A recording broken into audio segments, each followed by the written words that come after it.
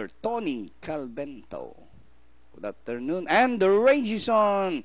Entry number 3, St. Mark, Hakuna Matata, Mike's Dancer, Gold Money, Danori Inside, Hammer It Home, and Any Given Day is the early trailer. The favorite, Mike's Dancer, by Hapalan, followed by Gold Money by Darrell, and on the outside is Hammer It Home, St. Mark, Racing Import by Darrell, Hakuna Matata, and Any Given Day.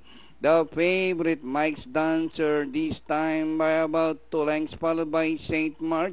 Gold Money is racing by Darrell, Hammer It Home, and Hakuna Matata.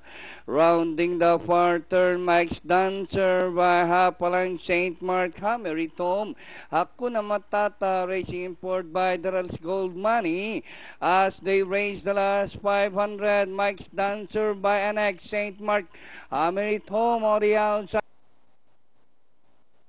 They race the final corner.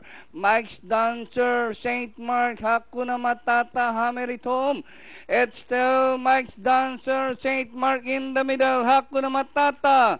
St. Mark, Mike's Dancer, Hakuna Matata is on the outside. But St. Mark and Hakuna Matata is on the outside. St. Mark and finally St. Mark. Hakuna Matata, close, Gold Money. Mike's Dancer, Hammer It Home, and Any Given Day comes last. Talaga naman.